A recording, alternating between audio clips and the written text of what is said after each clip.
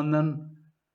Vamos a hacer una presentación de la Escuela Austríaca de Economía. La Escuela Austríaca de Economía tiene su inicio simbólico en 1871 con una obra de Karl Menger que se llamó Principios de Economía Política.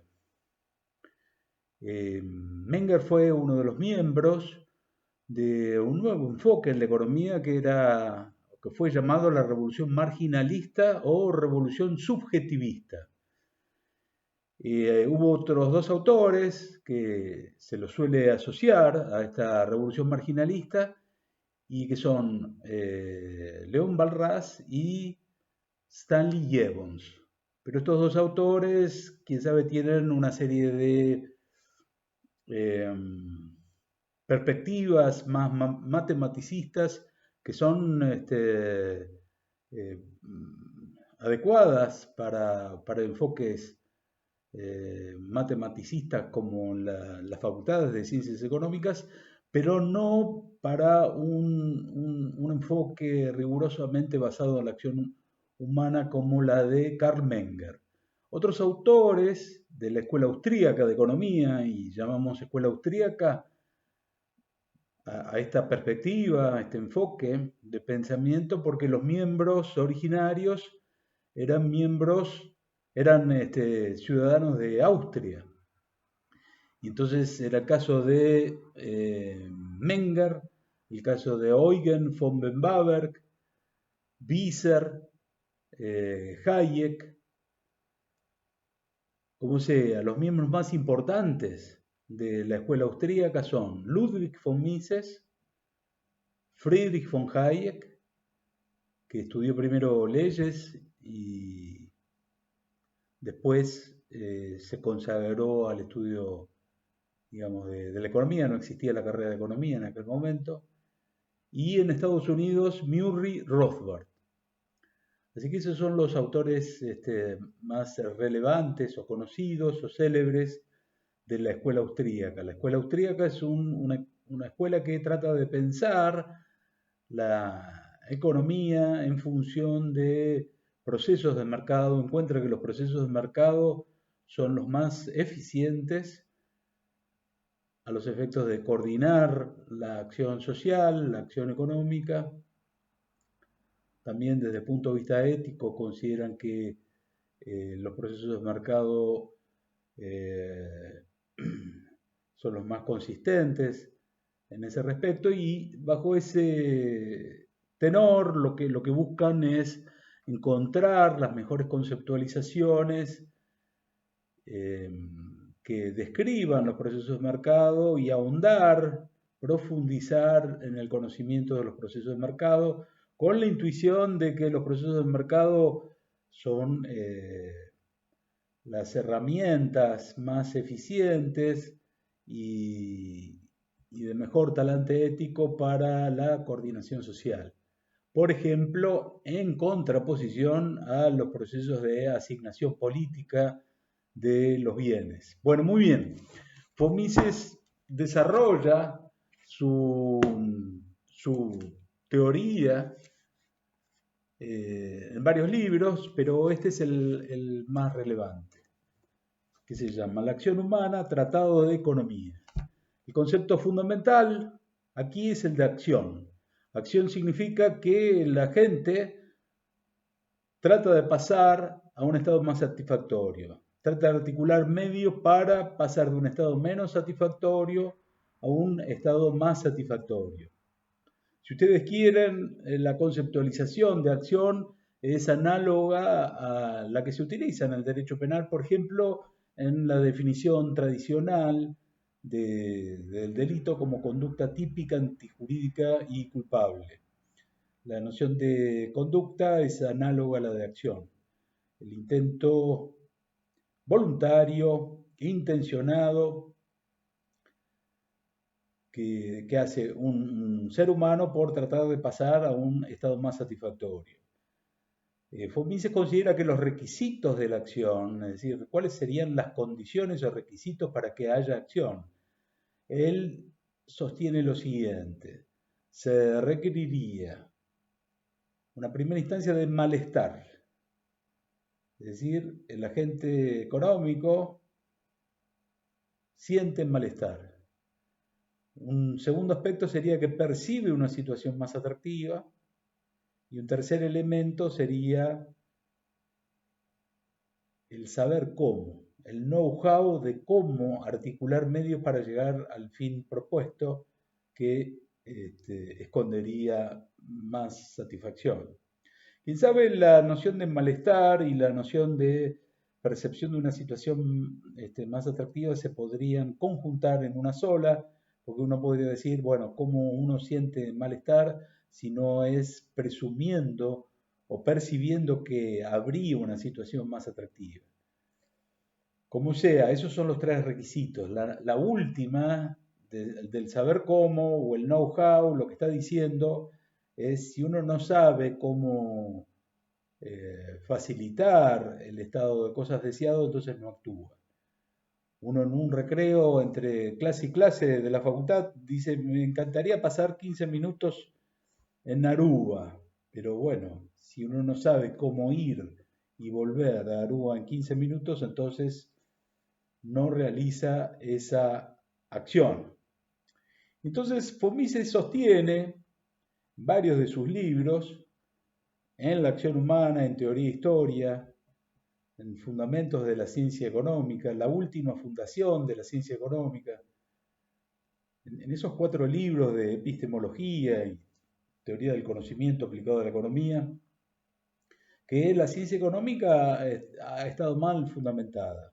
Y ha estado mal fundamentada porque usualmente se la ha asociado con temas materiales, temas relativos al lucro, etcétera, etcétera. Él dice, la mejor manera y en realidad la pertinente y la consistente es pensar la economía como un asunto de acción humana. Todo el mundo actúa, todo el mundo trata de pasar un estado más satisfactorio. Habría que pensar la economía como una praxeología, una teoría general de la acción humana. Entonces él distingue praxeología como teoría general de la acción humana, que incumbe a toda acción humana, y un aspecto más específico, restringido, que sería la economía en sentido más tradicional, más específico, que sería la cataláctica. Cataláctica viene del griego, del término catalatein, que significaba ciencia del intercambio. Entonces, la cataláctica sería un aspecto, una especie dentro del género de la praxeología. ¿Qué es lo distintivo de esta especie? Lo distintivo es el cálculo monetario, es decir, la cataláctica o economía en sentido específico tiene que ver con la acción humana, como toda acción de ser humano, pero en la que hay involucrado cálculo monetario. Les doy un ejemplo. Si uno va a la iglesia, eso sería praxeología. Si uno paga el diezmo, ahí sería cataláctica. Las distinciones son tajantes y contundentes, pero después en la cancha no es tan sencillo discriminar cuándo empieza uno, cuándo termina la otra. Porque uno podría decir, por ejemplo, un alumno va a la Facultad de Derecho y va caminando. Bajo ese respecto, pareciera que la cuestión acá es praxeológica. Ahora bien, si paga taxi, sería cataláctica. Pero un abogado podría problematizar la cuestión y decir, sostener lo siguiente. Fui a la facultad caminando porque calculé lo que me iba a salir el taxi, me pareció muy caro y no estaba dispuesto a pagar ese precio monetario porque quiero utilizar ese dinero para otros cursos de acción. Entonces, bajo ese respecto, uno podría decir, bueno, está bien. Así, fundamentado lo que está usted mentando, tiene que ver más con la cataláctica que con la praxeología. El punto es que esta distinción sirve a los efectos científicos de ordenar los temas de estudio, pero después en la acción humana concreta eh, no es tan sencillo discriminar una cosa de la otra, pero lo que sí ayuda en el caso concreto es a pensar que toda acción económica, en cierto sentido, o en un puro sentido, es praxeológica. Por ejemplo, la tasa de interés, según la escuela austríaca tiene tres elementos: la tasa de interés pura u originaria o preferencia temporal, que tiene que ver con la valoración del más pronto y el más tarde. Y después hay otros dos elementos de compensación por variación de precios y el elemento del riesgo. Bueno, ya vamos a ver con más detalle el tema de la tasa de interés, pero lo que yo les quiero mencionar es que cuando uno elige una facultad, quien sabe la elige simplemente por la extensión temporal, sin tener en cuenta temas monetarios. Entonces, en vez de elegir una carrera que dure 8 años, uno elige una carrera técnica que dure 3 años. Entonces, uno está escogiendo diversos cursos de acción en función del marco temporal, la, la dimensión longitudinal del proceso de inversión, y uno no necesariamente pasa por el mercado de préstamos o de créditos, y uno no necesariamente hace un cálculo monetario, desde luego que lo puede hacer, pero ahí tiene una linda explicación de cómo en este ejemplo ayuda a la distinción entre praxeología y cataláctica. Como sea, Fomise sostiene que la teoría económica se fundamenta en la acción humana. La acción humana tiene que ver con el intento deliberado de un agente económico de pasar de un estado menos satisfactorio a un estado más satisfactorio. Y entonces considera que la economía es una parte de la praxeología y que el corpus de la ciencia económica se forma, se constituye buscando cuáles son las implicancias del concepto de acción humana. Entonces, el ser humano actúa, pero ¿por qué? Bueno, actúa porque no le alcanzan todos los bienes o todos los medios para llegar a los fines propuestos. Entonces, una implicancia lógica de la acción es la escasez. ¿No? Los bienes no están en ilimitada abundancia para satisfacer todos los deseos, por lo tanto,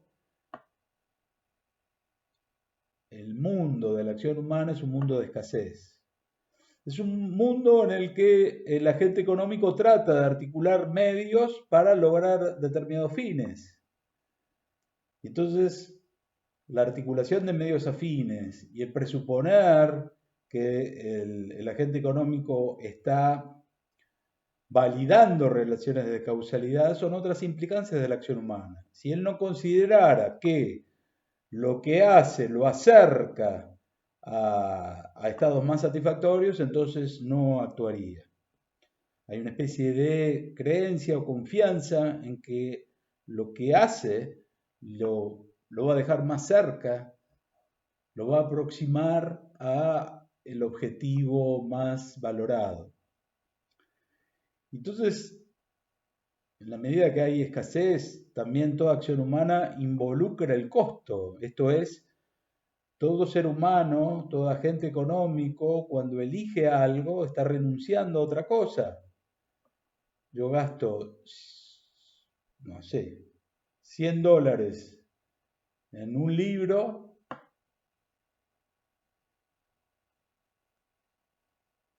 Lo que acontece es que me pierdo de todas las alternativas que podría haber tenido de no haber gastado esos $100. Entonces, podríamos denominar costo a la mejor alternativa que uno se pierde por elegir la alternativa que uno eligió.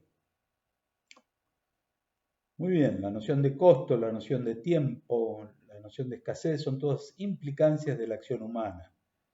La acción humana transcurre en el tiempo, por lo menos para la escuela austríaca de economía, sigue una noción de tiempo cronológica y sucesiva, pasado, presente y futuro. Hay un presente de la acción, hay un pasado de la acción, hay un futuro de la acción. La ciencia, la acción siempre transcurre en un marco temporal y transcurre en un mundo incierto, en incertidumbre, en condiciones de incertidumbre. Si se supiera exactamente qué es lo que va a acontecer, entonces uno no actuaría o por lo menos no plantearía la teoría desde el punto de vista de la acción, porque estaría todo determinado. Von Mises considera que hay que distinguir el método propio de las ciencias naturales del método propio de las ciencias físicas. Método tiene que ver con camino, etimológicamente, del griego. Entonces, ¿cuál es el camino adecuado para el objeto de estudio? Bueno, si las ciencias sociales tienen que ver con la acción social, con la acción económica, etcétera, el método de estudio maybe deba diferir del propio de las ciencias naturales, ciencias físicas. A veces se considera que las ciencias físicas son las genuinamente científicas y por eso se las llama ciencias duras. Y esto tiene que ver con el criterio positivista que abreva en esa creencia. La creencia de que si la ciencia tiene que ver con la medición, la verificación, la experimentación, etcétera, hay disciplinas como la matemática, la estadística, en economía la econometría, etcétera, que serían disciplinas rigurosas para el estudio de las ciencias duras o físicas o naturales, y que no son tan aplicables a las ciencias de la acción humana o ciencias sociales. Los abogados de las ciencias sociales podrían decir, las ciencias sociales tienen un grado de complejidad mucho más importante que el de las ciencias duras y bajo ese respecto no son para nada ciencias blandas. Bueno, el debate está planteado, simplemente estamos haciendo una especie de introducción a los métodos de la ciencia. Entonces, las ciencias duras, las ciencias físicas, las ciencias naturales, no operan con el concepto de acción, sino con el concepto de reacción. Se supone que las cosas siempre reaccionan de la misma manera. Dado determinado estímulo, se sigue de determinado efecto. Que las paredes, el hormigón armado, no actúa, no discierne, no elige, simplemente reacciona. Bueno, todo eso se podría cuestionar, pero en todo caso, el campo propio de las ciencias naturales lo que habría es reacción, habría determinismo, las relaciones de causalidad serían determinísticas. Y en el campo de las ciencias sociales, las relaciones de causalidad serían teleológicas. Teleológicas viene de telos, que significa fin.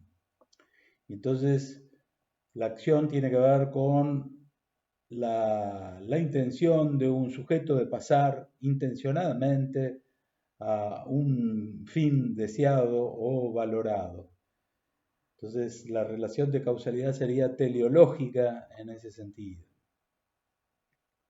Pequeño paréntesis. Kelsen, en la teoría pura del derecho, distingue el ser y el deber ser. El ser lo deberíamos asociar a las ciencias naturales. El agua hierve a 100 grados centígrados. Muy bien, es el ser. Uno no puede alentar al agua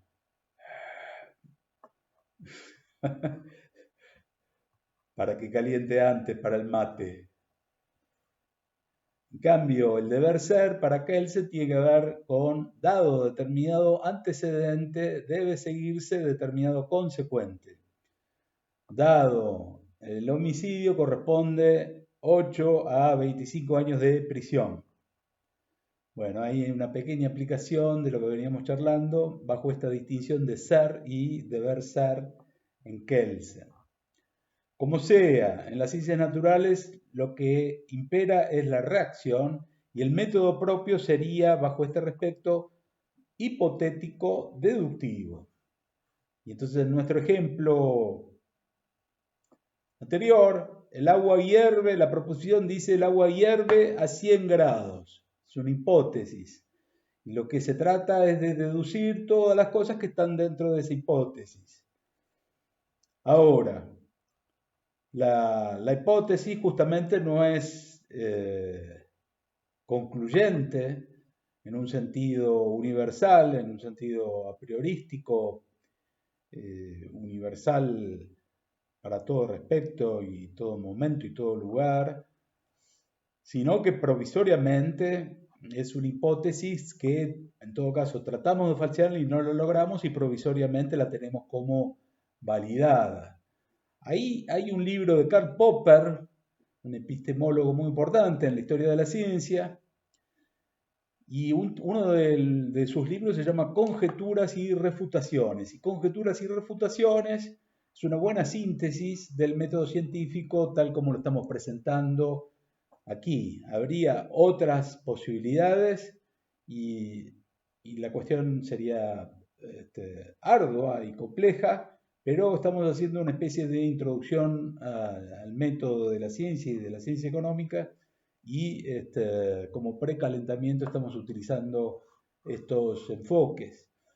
Conjeturas y refutaciones. Entonces conjeturo tal hipótesis y trato de refutarlo, trato de falsear la hipótesis, trato de falsear que el agua hierve a los 100 grados centígrados. Si no la falseo, bueno, mientras tanto se mantiene, pero uno no puede afirmar que universalmente la cosa vaya a ser así siempre. Hasta ahora el sol ha salido, pero uno no tiene elementos para sostener que necesariamente la cosa va a ser así en el futuro. Muy bien. Mencionamos a Karl Popper, mencionamos a Hans Kelsen y volvemos a la ciencia económica.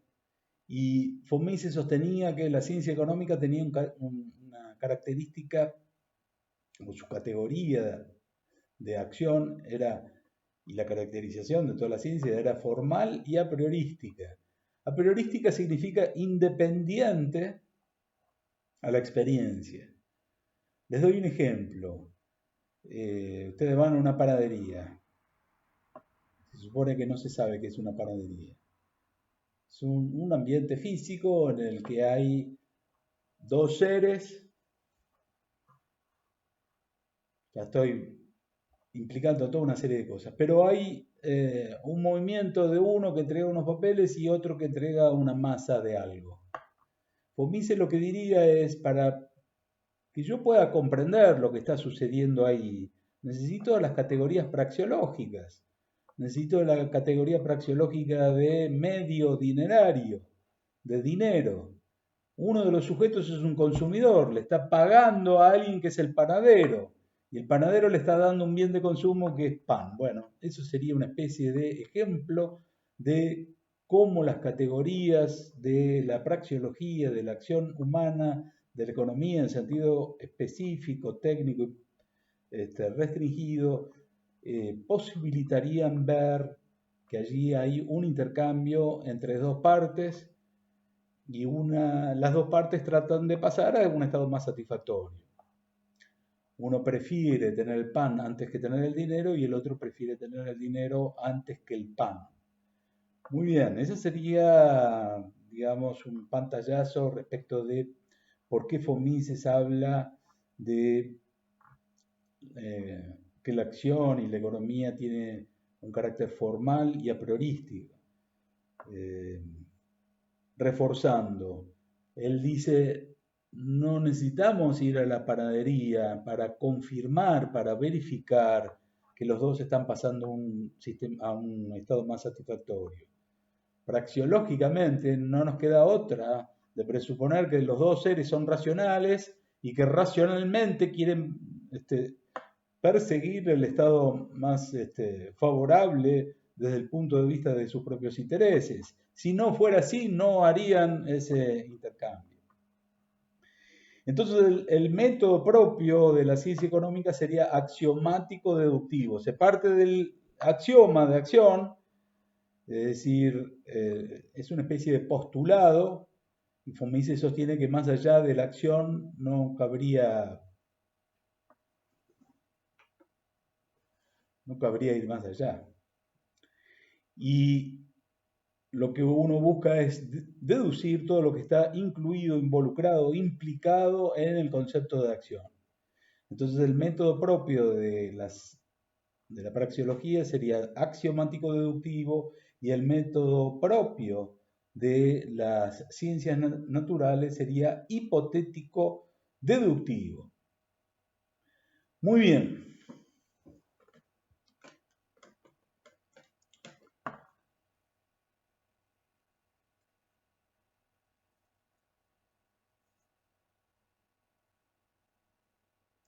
Von Mises sostiene que la ciencia económica es value free, está exenta de juicios de valor. ¿Qué significa eso? Que el economista o el que hace análisis económico no está pensando en juzgar las acciones, sino analizarlas desde el punto de vista económico, independiente a los juicios valorativos o a las valoraciones subjetivas del propio analista. Si uno analiza el mercado de drogas, analizará oferta y demanda de drogas y dirá si hay más oferta de drogas, es posible que baje el precio de esa mercadería, etcétera, etcétera, pero no estaría enjuiciando los intercambios de esa mercadería.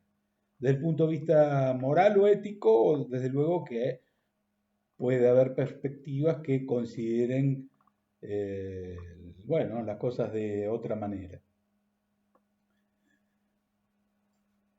Veamos.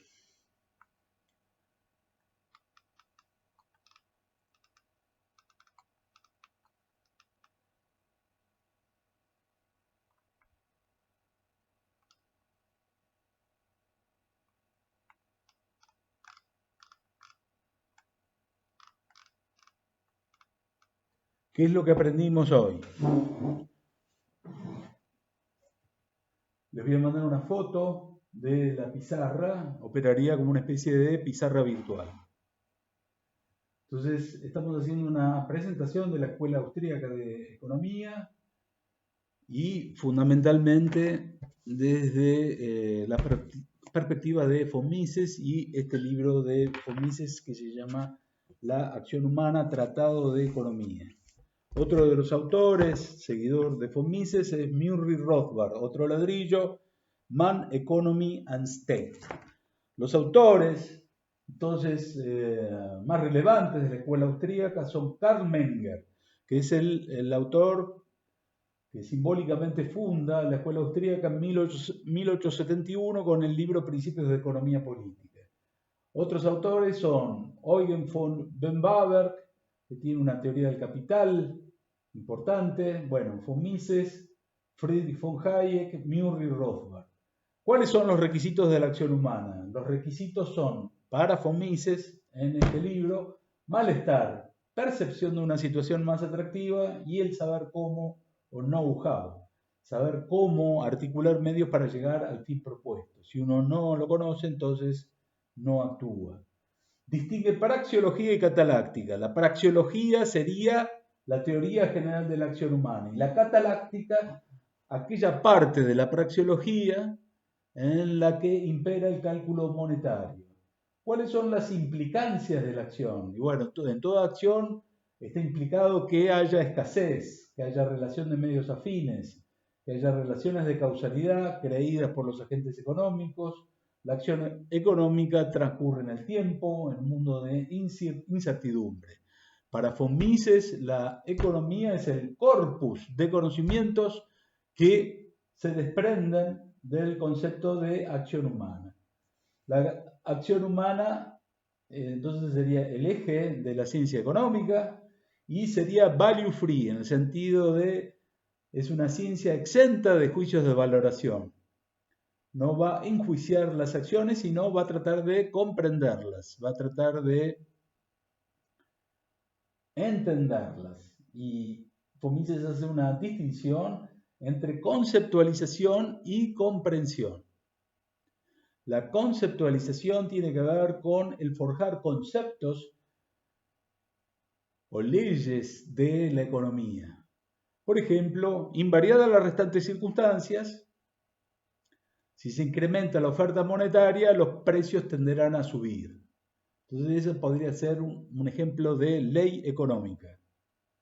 La comprensión tiene que ver con la aplicación de los conceptos económicos a situaciones complejas, concretas. Entonces, se incrementó la oferta monetaria, pero no subieron los bienes. ¿No se cumple la ley? No, lo que hay que hacer es seleccionar cuáles sean las leyes económicas relevantes y pertinentes a los efectos de estudiar la situación concreta y ponderarlas. Entonces, quizás los precios no subieron porque hubo un incremento notable de la oferta de bienes. Entonces, el incremento notable de la oferta de bienes hizo que el incremento de la oferta monetaria no tuviese lugar, no se notara subas de precios. Entonces, conceptualización y comprensión serían dos fases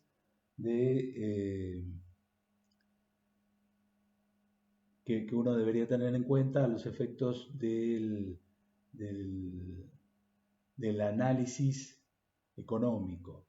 En la dimensión de conceptualización tratamos de forjar conceptualizaciones, leyes económicas. En la comprensión lo que hacemos es tratar de seleccionar y ponderar cuáles sean las leyes y los principios pertinentes para estudiar una situación en concreto. Y lo que habíamos visto es la distinción entre el método propio de las ciencias naturales y el método propio de las ciencias sociales. Entonces, en las ciencias naturales tenemos reacción y en las ciencias sociales tenemos acción.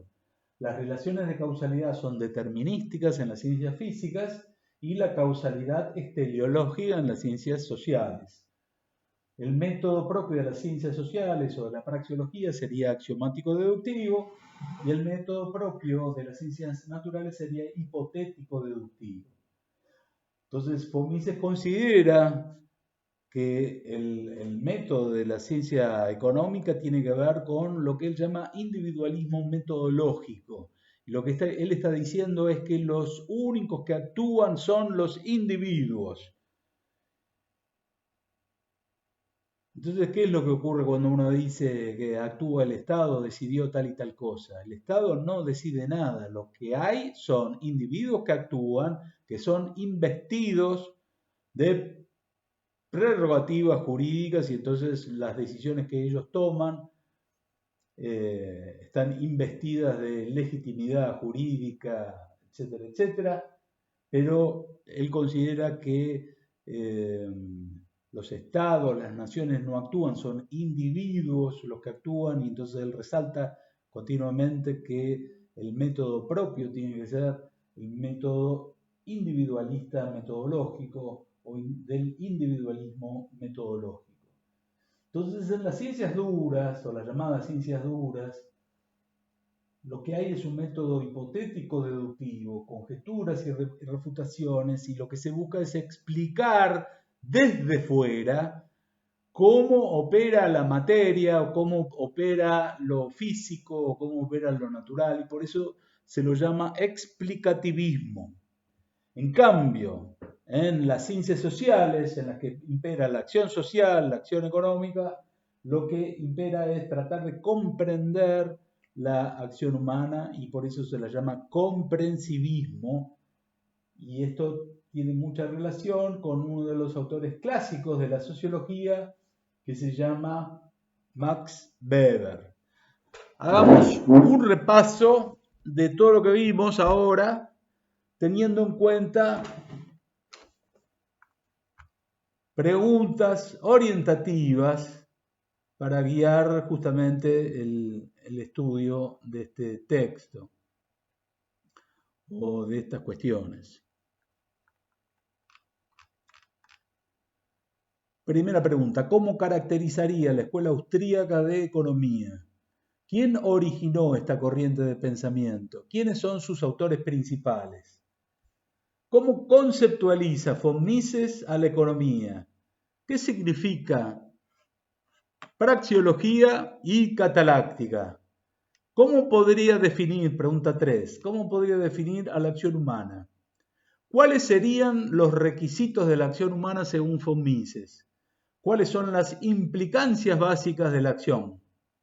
6. ¿Cuál es el método propio de las ciencias naturales y el de las ciencias sociales? ¿Por qué se habla de explicativismo y de comprensivismo? 7. ¿Qué es el individualismo metodológico? ¿Qué significa la distinción conceptualización-comprensión? 9. ¿Qué implica la economía? ¿Qué implica que la economía sea value free? 10. ¿Cómo se llama el título completo del libro más importante de von Mises relativo a la economía? ¿Qué significa economía en sentido amplio? ¿Qué significa economía en sentido restringido o específico? Muy bien, la seguimos.